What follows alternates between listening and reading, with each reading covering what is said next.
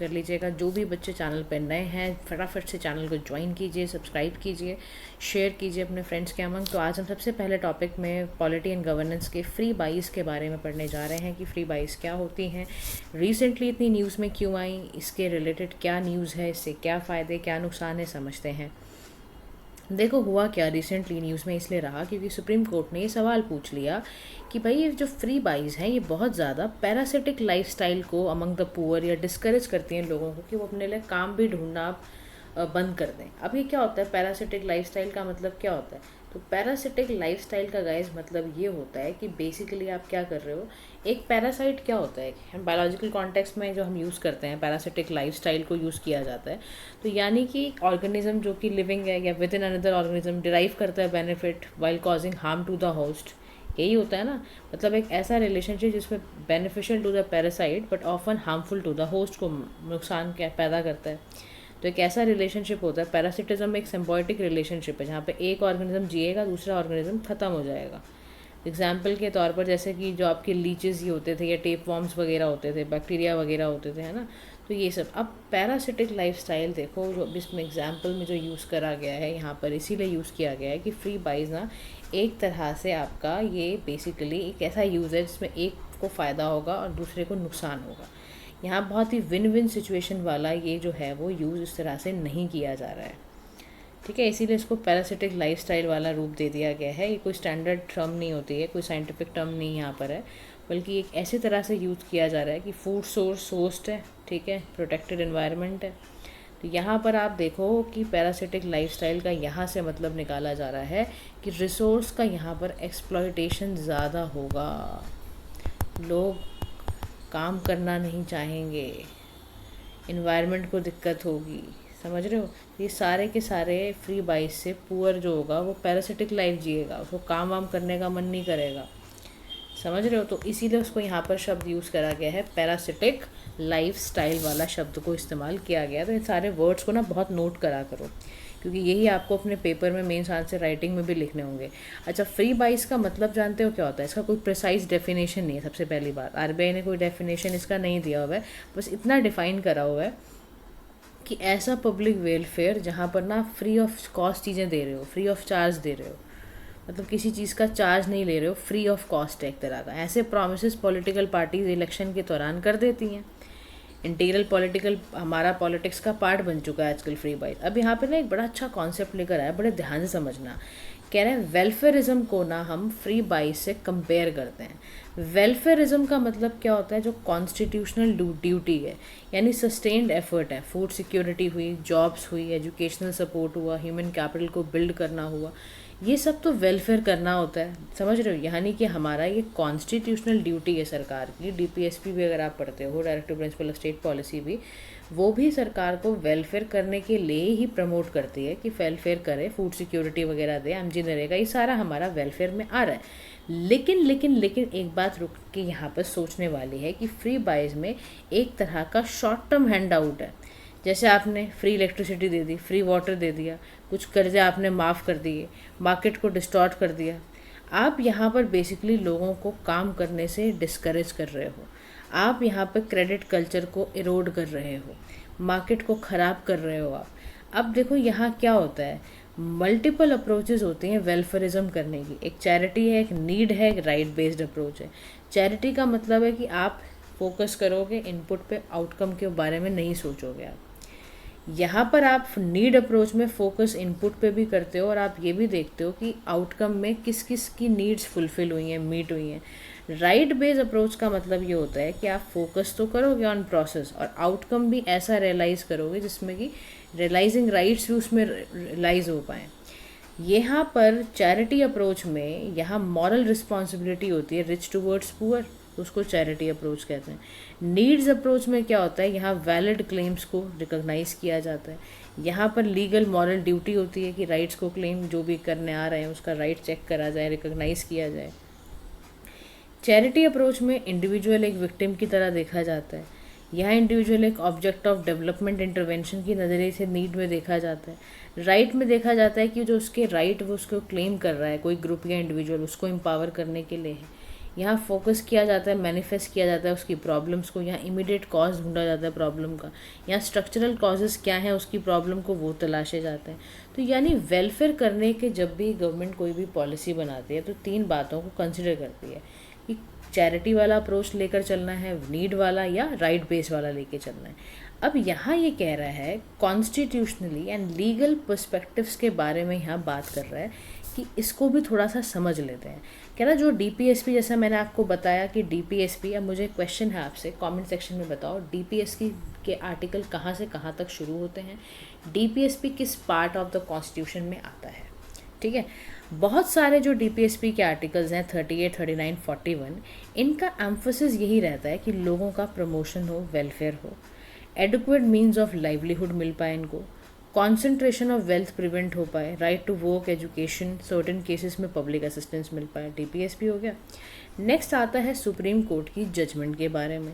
सुब्रमण्यम बालाजी का केस था 2013 का, जिसमें जो जज बेंच बैठा और उन्होंने कहा कि जो स्टेट डिस्ट्रीब्यूटिंग लार्जेस्ट हैं, जो भी डिस्ट्रीब्यूशन करते हैं, कलर टीवीज़ हैं, लैपटॉप वगैरह हैं, वहाँ पर हमें ये भी देखना है कि एलिजिबल एंड डिजर्विंग पर्सनस को डायरेक्टली रिलेटेड होते हैं वो डीपीएसपी से, तो वहाँ पे कोर्ट भी इंटरफेरेंस नहीं करता है।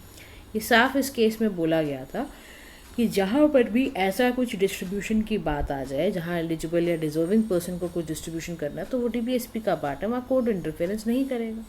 लेकिन एक केस पेंडिंग है जो कि Ashwini Kumar Upadhyay versus union of India में, वहाँ पर बोला गया supreme court is hearing challenges, supreme court सारे चैलेंजेस को सुन रहा है जो भी practice of offering and distributing freebies के अगेंस्ट चल रहे हैं, और सभी को चेक कर रहा है। उसके बाद है इलेक्शन कमीशन के बारे में, तो it had called for transparency in electoral promises, urging political parties की वो सारा के सारे फंड मैकेनिज़म्स को डिस्क्लोज़ करें, क्या है फ्री बाइस, कैसे दे रहे हैं, कैसे क्या कर रहे हैं, वो सारा कुछ बताएं। अब यहीं पर बता रहा है कि देखो फ्री बाइस देने के नुकसान और फ़ायदे दोनों हैं। पॉजिटिव साइड वेलफेयर के रूप में ले लो, नेगेटिव एक फ्री बाइस तो है ही नुकसान। कह रहे देखो पॉजिटिव फ़ायदे फ्री बाइस को देने के ये होते हैं कि बेसिक नीड तो भाई फुलफ़िल ज़रूर हो जाएगी। मतलब जो आप चाहते हो ना, फूड, न्यूट्रिशन देना, हेल्थ केयर, हाउसिंग, एजुकेशन, ये सब बहुत बढ़िया हो जाएगा आपका, नो डाउट। इससे आपका जो भी सोशल जेंडर डिस्पैरिटी है वो भी ख़त्म हो जाएगी। आपकी इंक्लूसिविटी जो आप चाहते हो कि फिनेंशियल बैरियर्स ख़त्म हो, वो भी अच्छा हो जाएगा। आप चाहते हो कि जो भी डिसंगेज रहते हैं वोटर्स, उनका भी ध्यान हो, तो ज़्यादा से ज़्यादा लोग वोट देना शुरू करेंगे। आप अंडर एम्प्लॉयमेंट जैसी सिचुएशन को भी एड्रेस कर पाओगे। तो यानी वेलफेयर साइड से बड़ा काम कर रहा है। अब नेगेटिव साइड पे यहाँ ये बात कर रहा है कि फिनेंशियल बर्डन क्रिएट करता है, यानी गवर्नमेंट के बजट्स को स्ट्रेन करने की प्रॉब्लम है। इससे फिस्कल डेफिसिट बहुत ज़्यादा होता है, स्पेंडिंग रुकती है, जॉब क्रिएशन से प्रॉब्लम ख़त्म होती है कि लोग करना ही नहीं चाहेंगे, जॉब्स क्रिएट ही नहीं होंगी। फिर जब आप इंफ्रास्ट्रक्चर पे पैसा लगाओगे नहीं, अब आपका सारा पैसा खर्च कहाँ हो रहा है, सारा पैसा आपका लोगों की इलेक्ट्रिसिटी, बिजली, पानी में ही जा रहा है, तो आप क्या इंफ्रास्ट्रक्चर बनाओगे? आपके बोरिंग बहुत ज़्यादा बढ़ जाएगी, फिर ना बहुत ज़्यादा डिपेंडेंट हो जाएगा इंडिविजुअल, उसको कोई मोटिवेशन नहीं रहेगा, उसको पता है बिजली, खाना पानी सब फ्री मिल रहा है, तो क्या ज़रूरत है काम करने की। और फ्री इलेक्ट्रिसिटी मिल गया, वाटर हो गया, तो वो और ज़्यादा यूज़ करेगा। तो सस्टेनेबल डेवलपमेंट कहाँ से? आपने तो एसडीजी गोल्स को तो आपने धक्का ही लगा दिया, मतलब कि अब करना ही नहीं है ये काम। तो आपने जब इतना फ्री कर दिया है तो वो उसका इस्तेमाल भी फिर बड़े बेढंग तरीके से करेगा। फिर फ्री बाई से पॉलिटिक्स के आप समझो कि वोटर्स के जरा भी वोट्स को इधर उधर कराना हो, सोशो इकोनॉमिक डिस्पैरिटी क्रिएट करानी हो, आप फ्री बाइस करना शुरू कर दीजिए, तो वो फिर ऑल दूसरा एंगल क्रिएट हो जाता है। फिर आप मार्केट को ख़राब करते हो, आप क्वालिटी कंपटीशन को ख़राब करते हो आप, क्योंकि फ्री बाइस दे दे के। तो बहुत सारे एक्सपर्ट्स ने माना कि रीसेंट टाइम्स में कि वेलफेयर और फ्री बाइस के बीच में जो डिफरेंस है उसको वैनिश करना बहुत ज़रूरी है। ये दोनों शब्द बहुत एक जैसे लगते हैं, वेलफेयर और फ्री बाइस, लेकिन है नहीं। इनके बीच का डिस्टिंक्शन हमें हमेशा याद रखना है। अब ये कह रहा है कि ऐसे क्या स्टेप लिए जाएं जिसकी वजह से समस्याएं ख़त्म हो। तो सबसे पहले कह रहा है पॉलिसी रिफॉर्म करना शुरू कर दो, यानी fiscal prudence and debt management. सबसे पहले क्या करो, अपने वेलफेयर स्कीम्स को सस्टेनेबल तरीके से प्रायोरिटाइज कर लो विद सनसेट क्लॉजेस, यानी फिस्कल डिसिप्लिन कभी भी ख़राब नहीं होना चाहिए। पब्लिक डेट इतना भी आप मत ले लो कि आप परेशान हो जाओ। तो यानी यहाँ पर ये सनसेट क्लॉज में क्या कह रहे हैं, सनसेट क्लॉज का यहाँ पर मतलब आता है कि ऐसा प्रोविज़न लॉ में जहाँ पे रेगुलेशन है, कॉन्ट्रैक्ट है जो स्पेसिफाई करे ये डेट है, ये कंडीशन है, यहाँ ऑटोमेटिकली ये एक्सपायर हो जाएगा, ये कॉन्ट्रैक्चुअल है, ये लेजिस्लेटिव है। यानी कि आप पूरी तरीके से जो भी पॉलिसी बनाने जा रहे हो उसको प्रायोरिटाइज करो, उसमें लॉज, रेगुलेशंस, अग्रीमेंट क्या उसमें देखना है, किस सर्कमस्टेंसेस में चेंज होगा, कितना रेलेवेंट है, कितना इफ़ेक्टिव है, ये सारी चीज़ें आप इसके अंदर डालोगे, पहली चीज़। दूसरा, आपको लीकेज एंड करप्शन को भी प्रिवेंट करना है। सब्सिडीज़ राइट लोगों तक पहुँचें बिना लीकेज, बिना करप्शन के। तीसरी चीज़ है एक्सपेंड करना है इंश्योरेंस कवरेज को, यानी सेफ गार्ड मैकेनिज्म की तरफ और vulnerable section in case of shock such as कोविड-19। बिल्ड करना है पॉलिटिकल कंसेंसस, यानी जो सेंटर है, स्टेट है, should come together to arrest misuse of welfare schemes. तो पॉलिसी रिफॉर्म हो जाए सबसे पहले तो। सेकंड आपका होता है रोल ऑफ इलेक्शन कमीशन, यानी ट्रांसपेरेंसी रहे, इलेक्टोरल प्रोमिसेस को आप ज़रूर निभाइए। फ्री बाइस ट्रूली फ्री नहीं होते हैं। पॉलिटिकल पार्टीज़ पूरी तरह से फंडिंग को डिस्क्लोज़ करें। जहाँ पर भी कोई भी अगर कॉम्पिटिटिव पॉपुलिज्म का एक शब्द आया है, इसको कर्ब करना भी बहुत ज़रूरी होता है। अब देखो ये जो जितने भी शब्द आते हैं ना, you please guys notice one thing, इन शब्दों को आपको छोड़ना नहीं है। ये सारे कीवर्ड्स ना कहीं नोट करके ज़रूर रख लिया करो ताकि वाइल राइटिंग एनी आंसर आपको पता हो। कॉम्पिटिटिव जो ये आपके पॉपुलिज्म होता है, आपको पता है ना आजकल ये ऑनलाइन ट्रेंड बना हुआ है, ठीक है। जैसे असेंबली इलेक्शंस होते हैं उसमें आपको ये बहुत मिलेगा टर्म। तो कॉम्पिटिटिव जो ये आपका है ना पॉपुलिज्म, ये समझ लो इसने ना कम्युनलिज्म को रिप्लेस करा है। Whether it's ruling party, opposition, आजकल इंडिया का जो पॉलिटिकल लैंडस्केप है उसमें पॉपुलिस्ट वाली पॉलिसीज़ में डायलेमा बहुत ज़्यादा आ चुका है। तो कॉम्पिटिटिव में आप समझो कि ऐसी कैंपेनिंग की जा रही है, ऐसे अटेम्प्ट लिए जा रहे हैं कॉम्पिटिटिव पॉपुलिज्म में ही, जिसमें कम्युनल पोलराइज कराया जा रहा है। जैसे भारतीय जनता पार्टी है, कांग्रेस है ना, मेन कॉन्टेस्टेंट यहाँ राजस्थान, मध्य प्रदेश, छत्तीसगढ़ में है। तो इसमें कुछ ऐसे प्रोमिस, ऐसे वेलफेयर स्कीम्स लेकर आना।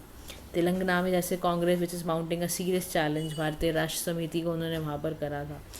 तो यानी कि आप अगर ध्यान से समझो कि जो कॉम्पिटिटिव पॉपुलिज्म होता है वो क्या कोशिश कर रहा है, कहीं ना कहीं वो ये कोशिश कर रहा होता है कि ऐसी पॉलिसी, ऐसे कैंपेन बनाए जाते हैं पॉलिटिकल पार्टी द्वारा that focuses more on individual problem. वो कंट्री की प्रॉब्लम को नहीं ध्यान में रख रहे हैं, एज अ होल प्रॉब्लम्स को नहीं देख रहे हैं, वो एज अ प्रॉब्लम देख रहे हैं। वो ज़्यादातर उनका फोकस इसमें क्या होता है, इंडिविजुअल प्रॉब्लम पर होता है। इंडिविजुअल प्रॉब्लम्स को वो ज़्यादा तवज्जो देते हैं। और इसका सारा ध्यान पता है क्या होता है, कौन होते हैं इंडिविजुअल प्रॉब्लम्स में? ये पुअर पे ध्यान दे लेंगे, सीनियर सिटीजन्स पे दे लेंगे, वुमेन पे दे लेंगे, चिल्ड्रंस पे दे लेंगे, पेशेंट, फार्मर, होमलेस पे, पेंशनर्स पर, होम मेकर्स पर, डिसेबल्ड, ये सारे टारगेट ग्रुप्स होते हैं। अब जब ये इम्प्लीमेंट होता है ना short term plans, proper outcome तो होता ही नहीं, इनमें कुछ सोचा ही नहीं जाता। इससे फिनेंशियल रिसोर्सेज का बहुत नुकसान होता है। तो आप समझ रहे हो फ्री बाइस कितना नुकसान है। उसके बाद skill development and self reliance की बात हो रही है। तो it helps to empower, individuals को एम्पावर करता है, ये डिपेंडेंसी भी हटाता है। लेकिन वोटर अवेयरनेस की बात करें, एजुकेट करना बहुत ज़रूरी है वोटर्स को। बताओ कि भैया तुम्हें फ्री बाइस के मज़े तो उड़ा रहे हो, लेकिन इसके लॉन्ग टर्म कॉन्सिक्वेंसेस के लिए भी तैयार रहना। फिर जुडिशल ओवरसाइट एंड इंटरवेंशंस हैं। बहुत सारी जो एक्सपर्ट कमेटीज़ हैं comprising members from NITI Aayog, RBI, finance commission can be formed, उनको बनाना चाहिए ना। जुडिशल ओवरसाइट का मतलब समझते हो क्या होता है, यानी कि जुडिशरी का भी ध्यान रहे। इसीलिए देखो यहाँ पर कहा जा रहा है कि ना एक्सपर्ट कमेटीज़ को ज़रूर बिठाया जाए। तो जुडिशल ओवरसाइट एक ऐसा प्रोसेस है जिसमें जुडिशरी ना लेजिटमेसी या लीगैलिटी को एग्जामिन करती है, जो भी गवर्नमेंट एक्शन लेती है या लॉ बनाती है। तो जो भी NITI Aayog, RBI, finance commission, इसको इम्पैक्ट को ज़रूर चेक करें। आपने बहुत सारे एग्जाम्पल वर्ल्ड वाइड देखो ना, ग्लोबल एग्जाम्पल नहीं है क्या आपके पास? श्रीलंका का एग्जाम्पल लो, 2019 में उन्होंने टैक्स कट करा एज पर इलेक्शन प्रॉमिस। उससे रेवेन्यू लॉस हुआ कि नहीं हुआ? फाइनेंशियली कोलैप्स कर गई वो कंट्री पूरी तरह। ऐसे ही वेनेजुएला में भी पॉपुलिस्ट पॉलिसी चलाई गई in the form of freebies, loan waivers. क्या हुआ उससे और ज़्यादा क्राइसिस बढ़ गया। तो कंक्लूडिंग लाइन में कह रहा है कि in alignment with Amartya sense capability approach, government को रीप्रायोरिटाइज करना चाहिए अपने लॉन्ग टर्म एम्पावरमेंट को, अपनी ह्यूमन कैपेबिलिटी और फ्रीडम को इन्हांस करना चाहिए। शॉर्ट टर्म बायस पे ध्यान नहीं देना चाहिए। NK सिंह जो हमारे चेयरमैन थे 15th फिनेंस कमीशन के, उन्होंने बहुत साफ तौर पे कहा था कि हम फिनेंशियल डिज़ास्टर पैदा ना करें शॉर्ट टर्म फ्री बाइज दे देकर। हम फिनेंशियल डिज़ास्टर ले आएंगे अगर हमने यही सब करते रहे तो। फिर अमार्त्य सेन का कैपेबिलिटी अप्रोच तो कहता ही है कि गवर्नमेंट को रीप्रायोरिटाइज करना चाहिए, अपनी लॉन्ग टर्म एम्पावरमेंट की तरफ ज़्यादा ध्यान देना चाहिए। समझ रहे हो? तो this is all about this topic. Now immediately move to the next topic जिसका नाम है status of devolution to panchayat in states. News में क्यों है समझते हैं। Recently ministry of Panchayati Raj ने एक रिपोर्ट टाइटल की जिसका नाम है status of devolution to panchayat इन स्टेट्स। इंडक्टिव एविडेंस बेस्ड रैंकिंग इसमें की गई है। Devolution to panchayat in state report है क्या समझते हैं। ये रिपोर्ट ना इन डेप्थ एनालिसिस देती है कि how well panchayat are equipped to fulfil their constitutional roles, कि पंचायत कितने आराम से अपने कॉन्स्टिट्यूशनल रोल्स को निभा रहे हैं अंडर 73rd कॉन्स्टिट्यूशनल अमेंडमेंट। इसको प्रिपेयर किसने किया था, Indian institute of public administration ने प्रिपेयर किया था। इस रिपोर्ट में क्या हाईलाइट करा गया है समझते हैं। पंचायत डिवोल्यूशन इंडेक्स है, 6 डायमेंशन डिवोल्यूशंस हैं। इसमें क्या क्या होता है, local government self government has the lowest national average among all 6 dimensions. Top 3 devolve किसे किया गया है, कर्नाटका, केरला और तमिलनाडु को किया गया है। लोवेस्ट 3 स्टेट्स कौन से हैं, दादर नागर हवेली है, दमन दीव, पुडुचेरी, लद्दाख है। डिवोल्यूशन इंक्रीज कहाँ से कहाँ तक किया गया, 39.9 से 43.9% तक। कैपेसिटी इन्हांसमेंट की बात की जाए तो उसमें 44% टू 54.6% तक इन्हांस करा गया, लाइक राष्ट्रीय ग्राम स्वराज योजना की अगर हम देख लें तो। उसके बाद यहाँ कह रहा है कि ना पंचायत डिवोल्यूशन इंडेक्स के पैरामीटर्स क्या क्या हैं, किन पैरामीटर्स पे चलकर पंचायत का डिवोल्यूशन इंडेक्स चेक किया जाता है। सबसे पहले फ्रेमवर्क है, फंक्शन है, यानी कि आप समझो F4C है ये, framework, function, finance, functionaries, capacity building. Framework का मतलब होता है कि क्या कॉन्स्टिट्यूशनल प्रोविज़न जो बनाए गए हैं स्टेट उसको कर भी रहा है, क्या ये सिविक रिस्पॉन्सिबिलिटी निभा रहे हैं, सैनिटेशन, वेस्ट मैनेजमेंट के ऊपर ध्यान देते भी हैं या नहीं, या इनकी जो भी एफिशिएंसी है पंचायत से रिलेटेड, पंचायत को फंड मिल रहा है, टाइम पे नहीं मिल रहा है, उसके बारे में देखना। फंक्शनरीज में है, इंफ्रास्ट्रक्चर पे क्या कर रहे हैं, जो वहाँ के ऑफिशियल्स हैं उनको स्किल्स वगैरह सिखाई जाती हैं टाइम टू टाइम कि नहीं सिखाई जाती, दैट इज़ कैपेसिटी बिल्डिंग। अब डिवोल्यूशन इंडेक्स का फ़ायदा देखो सबको ही मिलता है, सिटीजन्स को मिलेगा, कैसे मिलेगा, उनका पंचायत फंक्शनिंग, रिसोर्स एलोकेशन में ट्रांसपेरेंसी दिखेगी, इलेक्टेड रिप्रेजेंटेटिव को डेटा मिल जाएगा, गवर्नमेंट ऑफिशियल्स को डेटा मिलेगा कि भाई रोड मैप तैयार होगा कि हाँ भाई आगे कैसे पॉलिसीज डिसेंट्रलाइज करनी है। पॉलिसी मेकर को ओवरऑल हेल्थ पता चलती है लोकल गवर्नेंस की, ताकि वो जहाँ भी रिफॉर्म्स की ज़रूरत हो, अर्जेंटली कहीं भी कुछ ज़रूरत हो तो वो बना सके। तो डिवोल्यूशन ऑफ पंचायत की अगर बात करें तो डिवोल्यूशन का मतलब ही है passing on to powers, authority and rights, duties, responsibility higher level से लेकर लोअर लेवल तक, ताकि ऑटोनॉमस डिसीजन मेकिंग हो पाए। एडमिनिस्ट्रेटिव डिसेंट्रलाइजेशन, तो लोकल गवर्नमेंट यहाँ पर इंक्लूडिंग जो पंचायत है वो एक स्टेट सब्जेक्ट है कॉन्स्टिट्यूशन का, तो कॉन्सिक्वेंटली जो डिवोल्यूशन है पावर का, अथॉरिटीज़ का, पंचायत का, has been left to the discretion of states पे छोड़ दिया गया है। अब डिवोल्यूशन के फ़ायदे क्या होंगे समझते हैं। पहला फ़ायदा है सर्विस डिलीवरी अच्छी हो जाएगी, क्या होगी, इन्हांस होगी service delivery. Constitutional mandated under 73rd amendment act वो अच्छा हो जाएगा। ग्रास रूट डेमोक्रेसी स्ट्रेंथन होगी, इकोनॉमिक डेवलपमेंट बढ़ेगा, फिजिकल हेल्थ जो भी हमारे पंचायती राज इंस्टीट्यूशंस का है वो स्ट्रेंथन हो जाएगा। तो डिवोल्यूशन के इतने सारे फ़ायदे हैं। क्या कॉन्स्टिट्यूशन भी चाहता था कि ऐसा डिवोल्यूशन पंचायत का हो? तो बिल्कुल चाहता था, कॉन्स्टिट्यूशन तो चाहता ही है कि ये पंचायत का डिवोल्यूशन ज़रूर ही हो। तो डिवोल्यूशन का मतलब आप समझते हो ना, डिवोल्यूशन का मतलब क्या होता है, डिवोल्यूशन का मतलब है transfer of authority and resources from central government to state and state to local government, ताकि सिटीजन्स का पार्टिसिपेशन बढ़े, सेल्फ गवर्नेंस बढ़े। तो इसके लिए कॉन्स्टिट्यूशन ने आर्टिकल 243G दिया हुआ है। स्टेट को साफ साफ बोला गया है कि to endow panchayat with such powers and authority, जो भी उनको सेल्फ गवर्नमेंट इंस्टीट्यूशंस की तरह काम करा पाएँ। आर्टिकल 243H है जिसमें अथॉरिटीज़ को, पंचायत को बोला जा रहा है इम्पोज करने को, ड्यूटीज, टोल्स वगैरह कलेक्ट करने में। 243I में क्या होता है, कॉन्स्टिट्यूशन स्टेट फाइनेंस कमीशन हर 5 साल में रिसोर्सेज को स्टेट से पंचायत में टैक्सेस वगैरह हैंडल करने के लिए देता है। 243ZD में क्या होता है, डिस्ट्रिक्ट प्लानिंग कमेटी है, पूरा प्लान को कंसोलिडेट करेगा, ड्राफ्ट पूरा डेवलप करेगा। तो ये सारे कॉन्स्टिट्यूशनल प्रोविजंस हैं। अब यहाँ ये नेक्स्ट क्वेश्चन में कह रहा है कि क्या चैलेंजेस हैं regarding devolution of panchayat.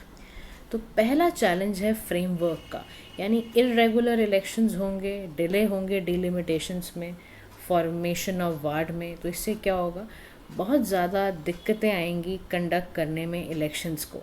23,000 local bodies से भी ज़्यादा मध्य प्रदेश में वहाँ डिले हो जाएगा। देखो डिले करने से क्या होता है, अगर आप पंचायत को ठीक से पार नहीं दोगे, रिस्पॉन्सिबिलिटी नहीं दोगे, इरेगुलर इलेक्शन कराओगे, तो आप देखो सफरिंग्स में ही रहेंगी। फिर आप लोकल लेवल पर बहुत सक्सेसफुल पंचायत को नहीं बना पाओगे। फंक्शंस की बात करें तो as per report overall panchayat devolution index वो 43.89% था, due to panchayat functions being limited to traditional civic duties. तो इवन पैरासिटल बॉडीज़ हैं सेटअप किए गए थे स्पेसिफिक एक्ट्स के तहत पार्लियामेंट के, उसको भी अपॉइंट करा गया है।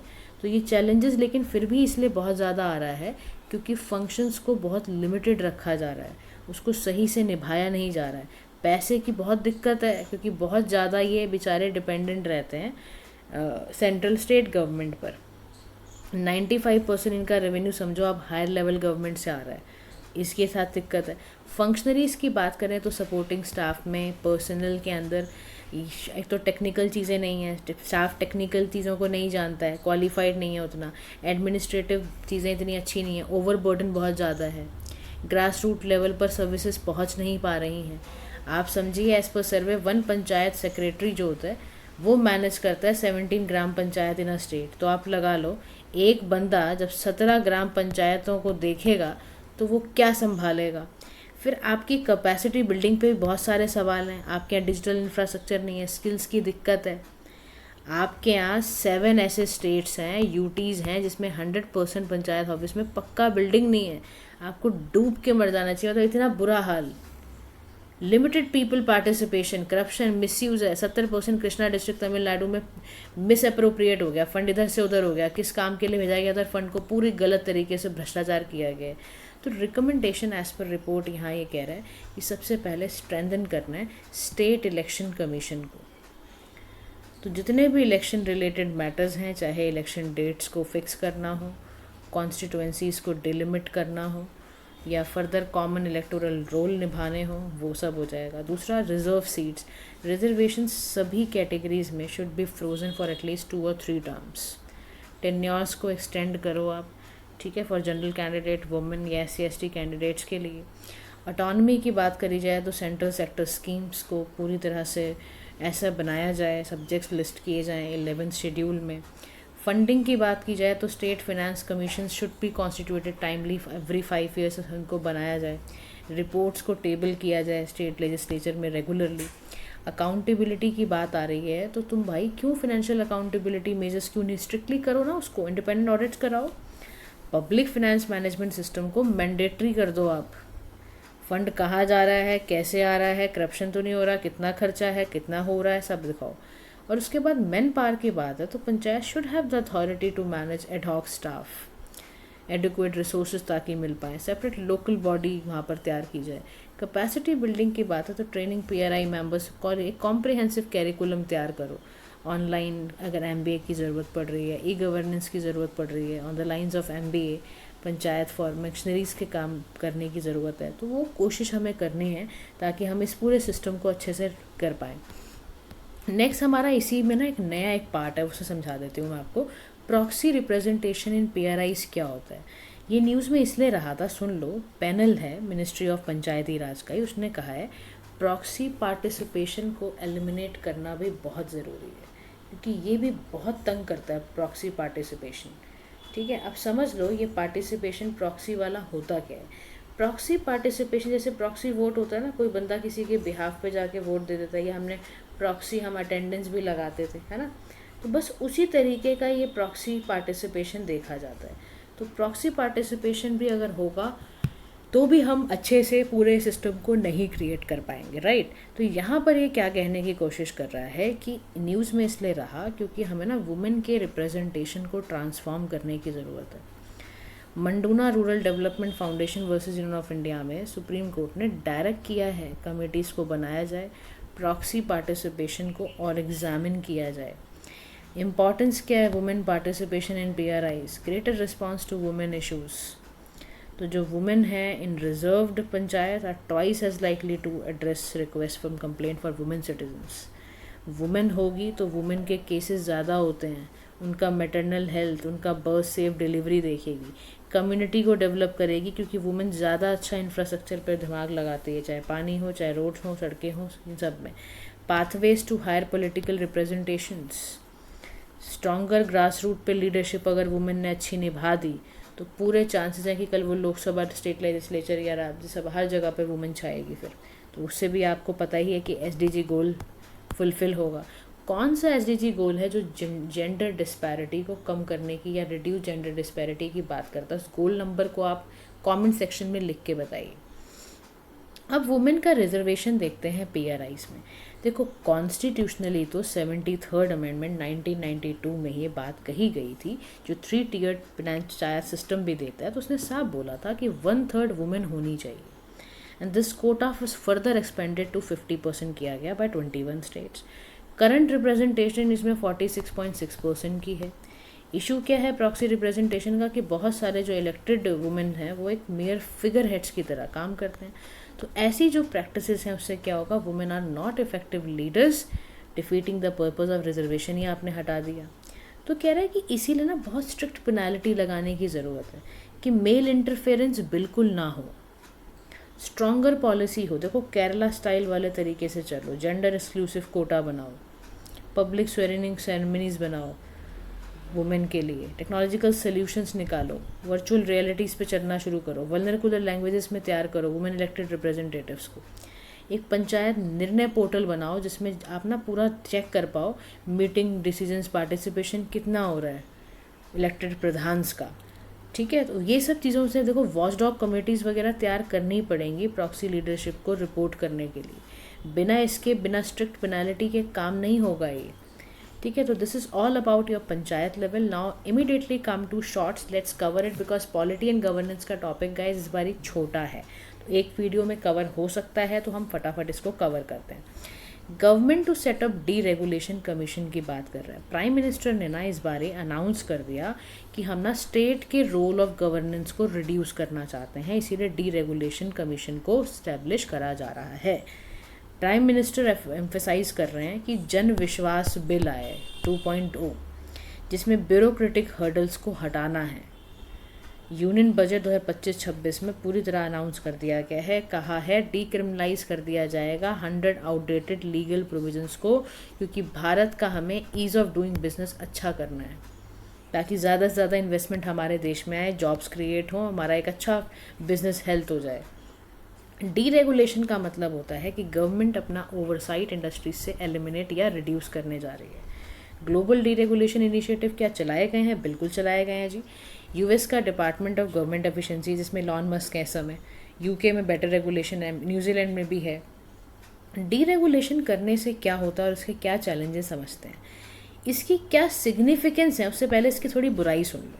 डीरेगुलेशन करने से क्या हो सकता है, मार्केट मोनोपोलाइज हो सकती है, कोई एक लार्जर फर्म पूरा डोमिनेट कर देगी और कंपटीशन ही ख़त्म कर देगी। इससे अनएथिकल प्रैक्टिसेस हो सकती हैं, इससे प्राइस को आप इधर उधर हिला सकते हो, ट्रांसपेरेंसी का कलेश पर पा दोगे आप, यानी पब्लिक ट्रस्ट और इन्वेस्टर का डिसीजंस को भी आप हाइंडर करोगे आप।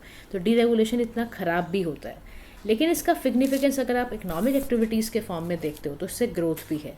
भारत में ही अगर आप देखते हो इन्वेस्टमेंट के फॉर्म में GDP का तो बढ़ावा हुआ है 31% to 35% just because of deregulation. Japan and China ने भी हाई ग्रोथ डीरेगुलेशंस की वजह से ही अर्न करी है। उसके बाद इससे इकोनॉमिक फ्रीडम बहुत ज़्यादा इन्हांस हो जाती है। अगर जन विश्वास एक्ट 2023 देखो तो उसने ना 183 प्रोविजंस को डीक्रिमिनलाइज करा है, तो बिजनेस कंप्लाइंसेस ईजी हो गए, आसान हो गया बिजनेस करना भी। MSME के कंप्लाइंसेस को बहुत ईज करा गया, तो हरियाणा एंड तमिलनाडु जहाँ बहुत छोटे छोटे बिजनेस होते हैं उनको बड़ा आसान हो जाएगा। इससे क्या होगा, कॉम्पिटिटिव फेडरलिज्म, जितने भी स्टेट्स हैं वो आपस में कॉम्पिट करेंगे और अल्टीमेटली इंडस्ट्रियल एक्टिविटी इंप्रूव होगी। एग्जाम्पल के तौर पर आंध्र प्रदेश, कर्नाटका, हरियाणा में जब prohibition on women working night shift को रिलैक्स किया गया तो उससे एम्प्लॉयमेंट अपॉर्चुनिटी अपने आप बढ़ गई। तो ये सब काम करने से ये फ़ायदा हो जाता है। अब हमें ये भी पता है कि हमने सुना फरवरी के महीने में मणिपुर में प्रेसिडेंट का रूल चल रहा था। क्या होता है प्रेसिडेंट रूल, इसमें क्या हुआ, क्यों, किस वजह से लगा, समझते हैं। 11 लास्ट पिंग 2001-2 में लगा था, उसके बाद अभी सस्पेंड रहा और अभी फिर से लगा है। प्रेसिडेंट रूल देखो आर्टिकल 356 का पार्ट है। सबसे पहले तो ये ध्यान रखना, यानी जब भी किसी भी स्टेट पे प्रेसिडेंट रूल इम्पोज हो रहा है, यानी आर्टिकल 356 लगाया जा रहा है, तो president on based on the report from state governor जब सेटिस्फाई हो जाता है कि गवर्नमेंट ऑफ द स्टेट ठीक से कॉन्स्टिट्यूशनल प्रोविजन के तहत काम नहीं कर रही है, तो वो प्रेसिडेंट रूल लगा देता है। एडिशनली आर्टिकल 365 है, जिसमें स्टेट अगर फेल हो जाती है, यूनियन डायरेक्शंस को नहीं मानती है, तो कॉन्स्टिट्यूशनल इमरजेंसी लगाई जा सकती है। SR बोमैया का भी एक केस था 1994 का, जिसमें बोला गया, सुप्रीम कोर्ट ने बोला प्रोक्लेमेशन अंडर 356 है वो जुडिशल रिव्यू का पार्ट भी होगा। प्रेसिडेंट डिसॉल्व तो कर सकता है स्टेट लेजिस्लेटिव असेंबली को जब पार्लियामेंट का अप्रूवल मिल जाए, लेकिन until then the assembly remain suspended, इतना तक खाली डिसॉल्व रहेगी। समझ रहे हो। नेक्स्ट यहाँ पे ड्यूरेशन की बात अगर आई कि कब तक प्रेसिडेंट रूल रह सकता है, तो आर्टिकल 356 का 3rd क्लॉज बताता है 2 months unless approve by house of parliament bye simple majority.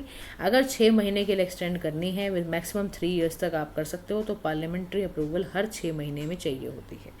President ही ऐसे प्रोक्लेमेशन को रोकता भी है। अब इसका कॉन्सिक्वेंस क्या होता है प्रेसिडेंट रूल लगने का, कहीं पर भी प्रेसिडेंट की एक्स्ट्राऑर्डिनरी पावर हो जाती है विद द गवर्नर। वो सारा पूरा फैसले वो स्टेट के लिए वो खुद ही लेता है।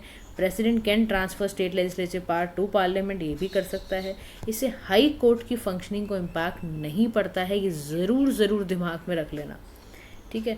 Now move to the next topic, जिसमें हम बात करने वाले हैं कि यूनियन कैबिनेट ने वक्फ अमेंडमेंट बिल 2024 को रिवाइज किया है। बहुत इस पर चर्चाएं चली, जॉइंट पार्लियामेंट्री कमेटी बैठी। सोचो आप, ये अमेंडमेंट ज़रूरी इसीलिए है कि प्रिंसिपल था ना, once a Waqf always a वक्फ, इसीलिए ज़रूरी है इसको करना। जुडिशल ओवरसाइट थी नहीं इसमें कोई, और बहुत ना अनसेटिस्फैक्ट्री मामला चल रहा था। अब समझाती हूँ क्या पूरा केस है। देखो अमेंडमेंट 2013 में तो हुई थी, इसमें high level committee Rajendra Sachar की भी बैठी थी, रिपोर्ट भी आई थी। वक्फ अमेंडमेंट बिल जो है, सबसे पहले वक्फ समझो आप क्या है। वक्फ का मतलब होता है ऐसी प्रॉपर्टी जो एक्सक्लूसिवली रिलीजियस या चैरिटेबल पर्पस के लिए डेडिकेट की गई है, इस्लामिक लॉ में लिखा गया है। और ये वाली जो प्रॉपर्टी है इसको आप यूज़ या सेल नहीं कर सकते हो। वक्फ प्रॉपर्टी अल्लाह के नाम पर है और ये मैनेज एडमिनिस्टर करने के लिए मुतावली को बिठाया जाता है। बोर्ड इसके 8.7 लाख प्रॉपर्टीज़ हैं, 9.4 लाख एकड़ ज़मीन पर इंडिया के, और भारत का ये largest Waqf holding in the world है। अब की प्रोविजंस क्या हैं इस वक्फ बिल के, समझो आप। देखो, एक तो सबसे पहले इसको अमेंड करा गया है, इसमें इन्वॉल्वमेंट है मुस्लिम वुमेन भी हैं, मुस्लिम ओबीसी भी हैं। सेंट्रल वक्फ एक स्टैट्यूटरी बॉडी 1964 की, आपको पता है। स्टेट वक्फ बोर्ड भी इसमें काम कर रहा है, ट्राइब्यूनल्स इसमें बिठाई जा रही हैं, टेक्नोलॉजी का इस्तेमाल इसमें किया जा रहा है, ठीक है। तो इस तरह से इसको चलाया जा रहा है। Last of the news is digital brand identity manual के बारे में। Ministry of electronics and information technology ने इंट्रोड्यूस करा है DBIM, ताकि ये क्या करे, गवर्नमेंट के डिजिटल प्रेजेंस को हार्मोनाइज करे। यानी ये क्या करे कि ये ना सिंप्लीफाई कर दे और स्टैंडर्डाइज कर दे गवर्नमेंट वेबसाइट को। सबसे पहले डाइवर्स बैकग्राउंड को सिटीजन्स के चेक करे, नेविगेट करे, एसेंशियल गवर्नमेंट सर्विसेज को देके सर्विस डिलीवरी इन्हांस करना, कंसिस्टेंट मैसेजिंग अक्रॉस मिनिस्ट्रीज़ को इंश्योर करना। और इसका सारा काम ये है minimum government and maximum governance को बढ़ाने के लिए डिजिटल ब्रांड आइडेंटिटी मैनुअल को बनाया जा रहा है, ताकि यूनिफॉर्म गवर्नेंस की जा सके, इसीलिए इसको बनाया जा रहा है। तो guys, this is all for polity and governance. Tomorrow we are meeting for international relations. आज के लिए इतना ही। Thank you so much for listening. Do like, share and subscribe to PM Pathshala. Have a nice day.